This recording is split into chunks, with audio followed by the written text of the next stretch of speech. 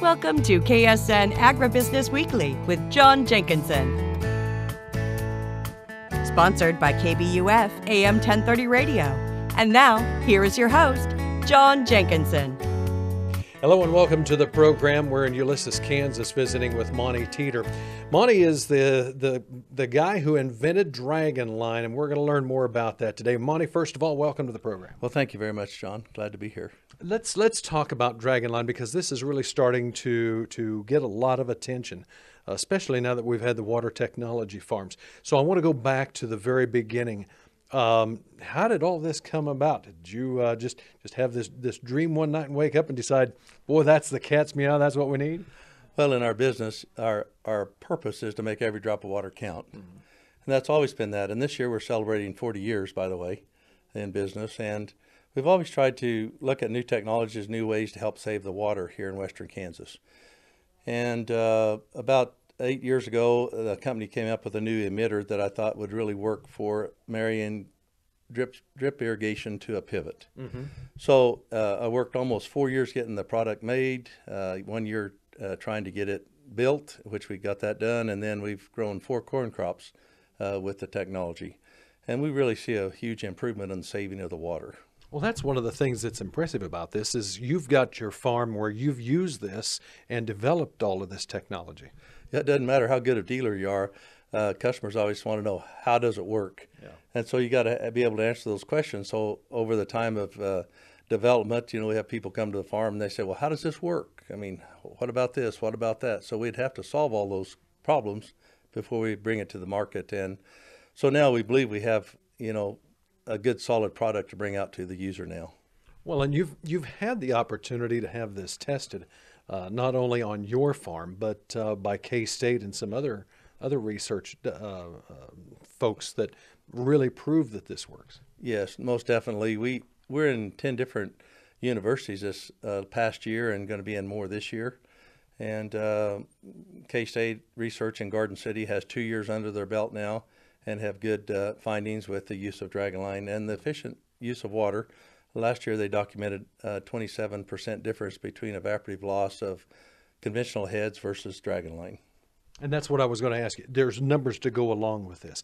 Are the numbers surprising to you, or is that about what you expected when you come up with the concept? Well, anytime you expose water to wind and sunlight, you're going to have evaporative loss. I don't think we ever realized how much loss we have. If you look at the USDA down at Bushland, Texas, I mean, it proves that when we wet the soil during months of April, May, June, we lose up to 50% of our water to evaporative loss. That's a big number on that's watering bare soil, by the way, but even watering stalks and leaves, you lose a lot of water. So this concept gets every drop of water on the soil, and so we start banking the water rather than evaporating it. And I think that's the whole key to what we're doing. And then when you apply fertilizers, it all goes into the soil, not on the leaves. We eliminate wheel tracks, we reduce crusting, sealing of the soil, and any runoff. And we virtually eliminate any evaporation. Well, one of the things that this all come about because of, number one, economics, but number two, preserving the Ogallala aquifer. But I can see where this would preserve water, whether you were irrigating from the Ogallala or if you were surface irrigating from ditches or anything like that. Yes, we've been everywhere from southern Texas to Washington State, southern Utah, Florida even. Just had a call from Georgia the other day that was wondering if we could actually save water because they're in a water dispute with Florida over their aquifer. Mm-hmm. And so there's a lot of areas that are deficit watering and having to preserve their aquifers now that they thought there was an endless supply of water. And I think I mentioned earlier that if we could save 25% of our water today, our aquifer would last 30% longer. So when you think of those terms of driving out through the high plains, and if we are evaporating 25 to 50% of our water every day while we're watering in the spring, just think of the wasted water we're putting in the atmosphere rather than using it. So that's what we're trying to do, is capture that water in the soil rather than in the air. One of the other things also about this is, and you mentioned this before we went on the air, that it's forward thinking. It's caring about managing a resource for the next generations that want to do what we're doing now. Yes, I think back when I was a boy, you know, riding the school bus going to grade school, we used to have water in the ditches almost deep enough to swim in all the time. Yeah. Well, that's non-existent now because we're about to run out of water. And so we probably didn't do a really good job earlier on because we didn't know the predicament that we'd wind up in today. But today, we have to do something to preserve our water for future. This whole world, or this whole area and the world, depends on water to grow crops in most areas, I guess I should say, in ag areas. So we have to preserve that water to grow more crops to feed a hungry world, and that's just what we have to do now. Is it a lot of work to convert to Dragonline? I know we've got pictures here that we're showing a little bit. But a lot of folks have never seen anything like this or aren't aware of it. Yeah, we start off with converting the system to a spacing, and we fix that drop. I guess I'm going to say we bring, what do I want to say? It's kind of it's not really a drip technology. It's a surface technology. Well, I guess we should say we transform center pivot irrigation through drip technology. Oh, okay.